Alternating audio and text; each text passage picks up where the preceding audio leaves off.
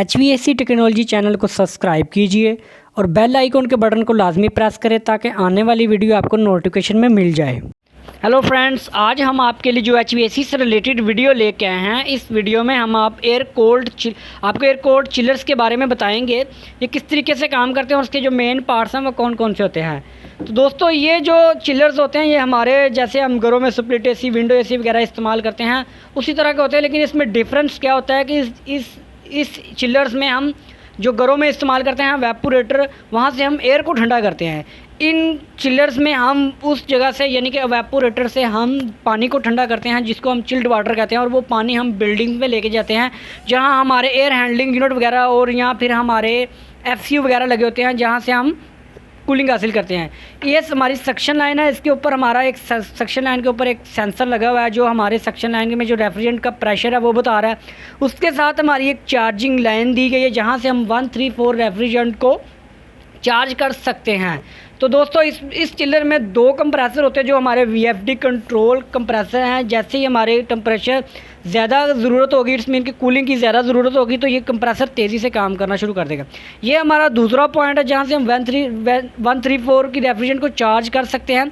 ये हमारी liquid line है जो हमारे एवेपोरेटर में स्प्रे होगी एक्सपेंशन वाल्व के ज़रिए। ये वो लाइन है, यहाँ से हम रेफ्रिजरेंट को भी चार्ज कर सकते हैं। उसके बाद अभी मैं आपको इसके जो साइकिल है उसके बारे में बताता हूँ। इसमें कुछ लाइनें वगैरह हैं, फ़िल्टर जो refrigerant filter, air filter dryer वगैरह लगे हुए हैं। ये आपके सामने जो नज़र आ रही है रेफ्रिजरेंट फ़िल्टर वगैरह लगा हुआ है जो हमारी रेफ्रिजरेंट को साफ़ करता है। अभी आपको एक साइकिल बताता हूँ जो यहाँ से हमारी रेफ्रिजरेंट सक्शन करेगा कंप्रेसर। ये आप देख रहे हैं, ये हमारी low temperature low vapour refrigerant है जो हमारे वेपोरेटर से वापस आ रही है। ये हमारे कंप्रेसर में एंटर होगी। ये आप देख रहे हैं ये कंप्रेसर, इसके ऊपर वाले हिस्से पे आपको एक फ़िल्टर, ऑयल फ़िल्टर नज़र आ रहा है जो हमारी डिस्चार्ज के लाइन के साथ रेफ्रिजरेंट के साथ ऑयल वगैरह चला जाता है, उसको वापस दोबारा इस फ़िल्टर करके कंप्रेसर में लेके जाता है। ये हमारी डिस्चार्ज लाइन है। ये आप देख रहे हैं, इस लाइन में हमारा high temperature high vapour refrigerant है जो हमारे कंडेंसर में जाएगी, लेकिन कंडेंसर से पहले ये हमारे एक टैंक में जाएगी क्योंकि इसका प्रेशर बहुत ज़्यादा होता है। अगर हम इसको डायरेक्ट कंडेंसर में भेजेंगे तो हमारी ट्यूब्स जो होती हैं वो डैमेज हो सकती हैं। ये refrigerant high temperature high pressure refrigerant इस टैंक में आएगी। इस टैंक के ऊपर वाले हिस्से में आप ये देख रहे हैं, ये इस टैंक से आउट लाइन है जो हमारे कंडेंसर में अब जाएगी, लेकिन एक मेन लाइन के ज़रिए। ये आप देख रहे हैं, ये हमारी एक हाइड्र लाइन, इसको मेन लाइन कह लें। इस मेन लाइन से रेफ्रिजरेंट वेपर की जो ब्रांचेस निकलेंगी वो हमारे कंडेंसर की इन लाइन होंगी। मैं आपको दिखाता हूँ, ये हमारी मेन लाइन से ब्रांचेस निकल रही हैं। ये वेपर की हाई टेम्परेचर हाई रेफ्रिजरेंट है, इस मेन लाइन से निकल के ये इस लाइन के ज़रिए हमारे कंडेंसर की इन लाइन यानी कि कंडेंसर की ये इन लाइन बनेगी। अब यहाँ से हमारे इस लाइन के ज़रिए हमारी रेफ्रिजरेंट कंडेंसर में एंटर होगी। जैसे ही कंडेंसर में एंटर होगी, इसके ऊपर वाले हिस्से पे फ़ैन लगे हुए हैं, जैसे हमारे सिंपल घरों में आउटडोर वगैरह होते हैं। वो फ़ैन जब चलते हैं तो रेफ्रिजरेंट ठंडी हो जाती है और लिक्विड फॉर्म में आना शुरू हो जाती है। ये आप देख रहे हैं, ये इन कंडेंसर से जब लिक्विड बन के 90% लिक्विड होते हैं, अगर मौसम ज़्यादा ठंडा हो तो ये 100% लिक्विड भी कन्वर्ट हो सकते हैं वेपर।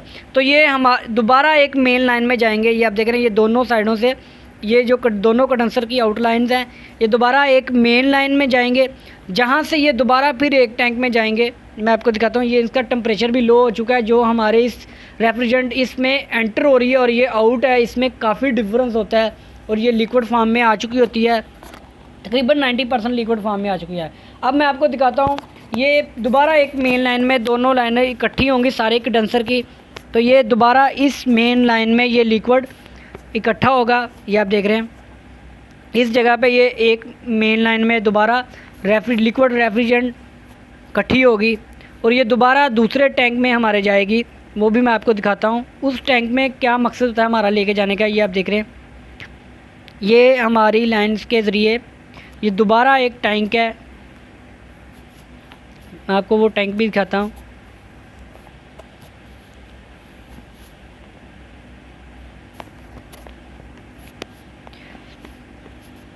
जो हमारी कंडेंसर से आउट हुई रेफ्रिजरेंट लिक्विड रेफ्रिजरेंट वो हमारी दोबारा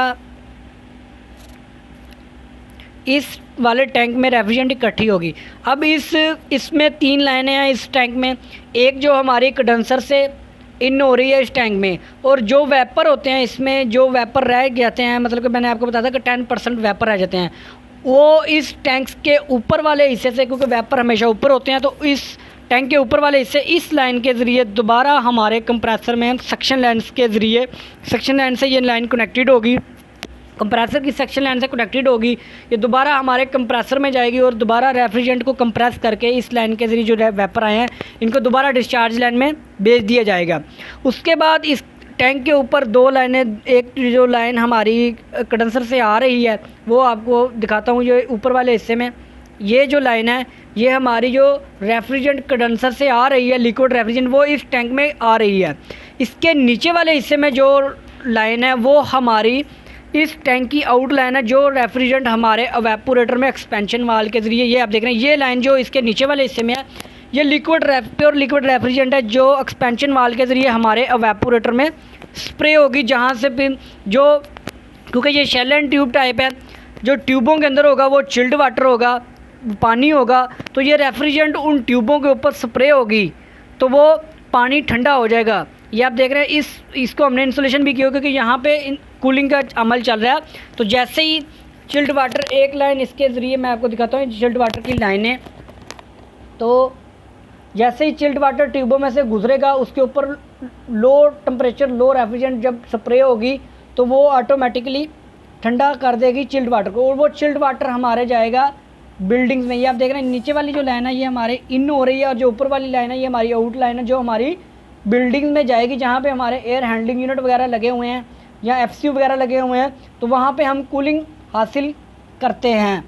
तो दोस्तों इस चिलर में और जो हमारे वाटर कोल्ड चिलर है उनमें डिफरेंस ये है, एयर कोल्ड चिलर और वाटर कोल्ड चिलर में डिफरेंस ये है कि वहाँ पे हम कंडेंसर से भी, वाटर कोल्ड चिलर में कंडेंसर भी हम कूलिंग टावर के पानी से ठंडा करते हैं, लेकिन यहाँ पे हम फ़ैन की मदद से, एयर की मदद से हम एयर कोल्ड चिलर्स को, एयर कंडेंसर को ठंडा करते हैं। तो दोस्तों अगर आपको वीडियो अच्छी लगी तो हमारे इस चैनल को सब्सक्राइब करें।